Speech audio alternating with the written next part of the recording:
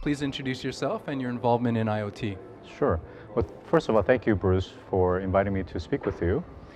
So I run a boutique strategy agency called Amyx McKinsey, and our agency focuses primarily on wearables and the Internet of Things. Okay. And we work with blue chip, publicly traded companies, all the way down to startups that are looking to create wearables and IoT products and services, or they're looking to be able to exploit some of these opportunities for themselves and create new verticals. Mm-hmm. So now, are you helping them on the business planning aspect for the wearables also? So because we get involved so early, because our core competency is really the strategy, if you follow Amyx McKinsey, you know that we've been written up by Forrester, work with some of the biggest intellectual and think tanks. We're writing on Wired Information Week, and it really establishing thought leadership in this space. So when clients come to us, they know our capability are broad, but at the same time, very specific focus within the subsectors within wearables and IoT. So we work with them to first and foremost get a grounding around what's happening from a landscape perspective and how does that dynamically change their business model and their future vision 3 to 5, 10 years out in some cases. We work with them, first and foremost, they have a sense in terms of where they like to go, but they haven't really started to crystallize upon and how do they actually make this happen. So really the business strategy is really where we do best, and some of that may involve objectives and KPIs and some of those things, but at some point it has to translate into taking their core competencies, including whether it's product distribution or market share or brand itself, and saying how do we use that to be able to really leverage those core assets and be able to create new opportunities within these wearables and IoT space. And then looking at who are the potential right sets of partners, suppliers, and as well as the buyers. So in one case, for example, that we're working with, which is a wholly owned company of Berkshire Hathaway, they're really looking at this in a very big way. They have a huge footprint when it comes to precious metals and jewelry, and they're very interested in the wearable space. But we're helping them to push the boundary even more. And we're asking, why take a piece of jewelry and affix MEMS sensors and other things? But could we, in fact, look at the material science of this itself and say, can some of these silver, platinum, gold, and other capabilities in terms of properties be tuned in such a way that they have electrical components or properties in itself, so that the parts themselves become radio frequency antenna or housing or certain pieces versus you have a layering of these large cumbersome types of pieces. But moreover, we're asking tough questions and just being incredibly opportunistic in the sense, how do we start to look at the areas that they're not playing, including semiconductor, engineering, electrical, automotive, and other spaces where they have absolutely no footprint, and say, how could we take and understand your materials and material sciences and apply it to these different adjacent markets and potentially create a multi-billion-dollar business, frankly. That's the kind of things that we challenge and we push the boundary on. We're not afraid of science. We on our team, we have PhDs that are data science, PhDs that are medical and biochemistry professionals and postdoc researchers. So we're perfectly happy going into the hard science and technology of this thing.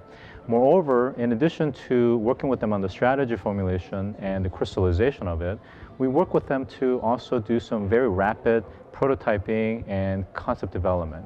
And that way, I think we were having an ad hoc conversation before this interview, is that before they commit some serious dollars into a budget, you're starting to get some proof points.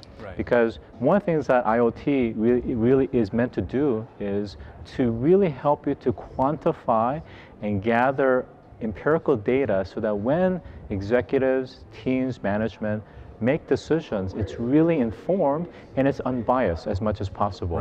It's funny, there's a term called HIPPO that's starting to become very popular, which basically means whoever is getting the paid the highest salary, is pretty much the one that makes a decision.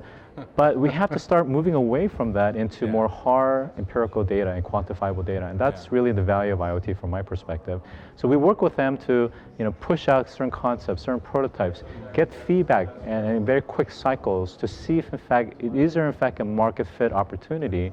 And then once we have some validation, then we say, okay, now let's go through further iteration. Another prospect or company that we're working with, very huge publicly traded holding company that produces some of the most amazing athletic brands, shoes, and clothing. If I mention them, I'm sure you will know who they are. They're coming to us and asking questions around, how do we start to think about kinetic energy, thermal energy? Right. Can we start to also look into cooling and heating capabilities into the clothing itself? So there's a gamut of things that we look at, and we're working with them and saying, okay, there is a more of a short-term objective that they're trying to meet in terms of what is available in terms of sensory capabilities off the shelf that we can quickly prototype and learn from and get consumer feedback. But what are the kind of the longer-term technology roadmap, including R&D and things that's happening at the government and academia in terms of endowments and projects that we can start to put into the roadmap and say, in 3 years it's going to mature, and this type of technology we can start to incorporate it into their product, and then on a larger mass scale. We stir that process from prototype iteration to all the way to mass manufacturing in the cases of hardware. On the software side, we can work with them to work on really the core data analytics. And you and I were having this conversation, which is, data analytics is not just about the technique. When people throw around AI, ML, it means absolutely nothing unless you know exactly why you're doing it, who are you doing it for, what are you doing it for, and what are you looking to gain out of it as a result of that that's meaningful. And do you even have the data to work with to teach and be able to build these models in the first place? Well, Scott, you obviously have, and your firm has a lot of experience in different areas with different companies. So let's talk not so much about the what, but maybe a little bit about the how. Can you share with my audience what are some best practices? Let's say when you're planning your IoT business, just some high level, that you follow. You're going to have very disparate types of companies you work with, but so there must be some framework that you use that maybe some of our viewers can actually apply themselves. Yeah, so what I would say to that is there's an article that I wrote on Wired sometime back, several months back, that says how do you build the next billion-dollar wearables or IoT company? And there actually I do in fact provide an outline approach in terms of a generic but still a framework or methodology that different companies in different verticals can start to utilize and be able to systematically evaluate, again, first and foremost, their core competency, as well as the ethos of the company and what they're, who they're really about, right? So what are some of those then? Let's hear them. Okay, so for example, if a company comes to us and says, we'd like to go into this area, first question that we will always ask is why? Just because there's a huge opportunity and Cisco and Intel and others say there's a massive, market The numbers opportunity are big. there, doesn't mean that you are the right firm for that. Right. You may not have the core capabilities. This may not be your area. Wheelhouse. Right. Yeah, this may not be the right fit for you. However, if there is a component where you do have a core competency in this, then we start to think about, all right, what does it take from a full skill set? And that includes some strategic conversations around M&A as well. If in fact, of course. and again, some of our clients are very large blue chip companies, they may have a pretty broad product portfolio, but they even they recognize that there are gaps within their product and service offerings. Absolutely. So this is where we start to say, okay, who out there in the landscape is doing a piece that you don't do well or you don't have? So you're doing a capability analysis. Absolutely. And we do benchmarking as well and say, how do we fill this thing so that we can do a full value chain analysis and start to put together a holistic solution? And that's the key is we don't want to focus on features and tools. We want to focus on solutions, right? And that includes not only the technology layer, but also the people layer. So we look and assess the skill and talent pool. Because oftentimes in this new economy of IoT, many companies, frankly, don't have the right skill set. Look at Magic Leap as an example. If you look at Magic Leap and the kinds of people that they're hiring, they're looking for optical engineers. There are positions. Who would have thunk? Yeah, there were positions that, frankly, you would have never even seen 3-5 years ago. Right. And we're going to see a lot more around cognitive science. We're going to see things around effective computing. We're going to see things on different techniques within machine learning. And it's just going to be massive. And frankly, a lot of firms are not ready for this, including security. So we're at the, Informa's IoT security conference here. Many people say they have security, but they don't.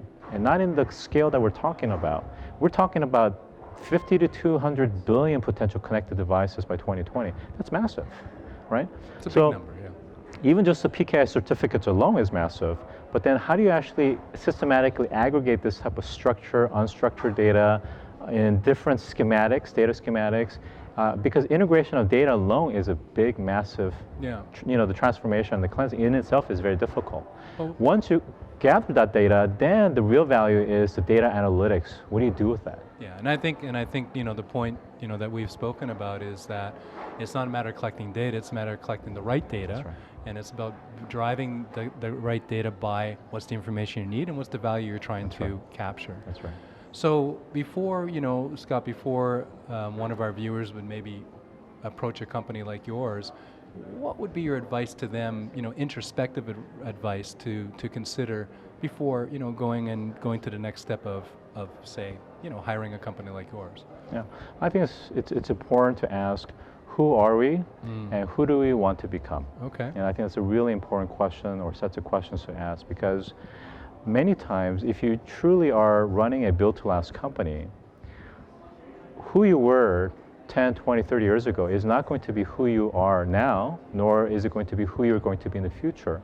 So there's a evolution and metamorphosis that's happening on a continuous and dynamic basis. So one of the things that's important is take a look at the current state, the as-is state, and from an aspirational perspective, where do you want to go? Right. And then once you have that perspective, then you can start to better formulate your questions and say, now, who do we need to work with to help us get us there? Great advice. Well, thank you very much. Absolutely. Thank you, Bruce.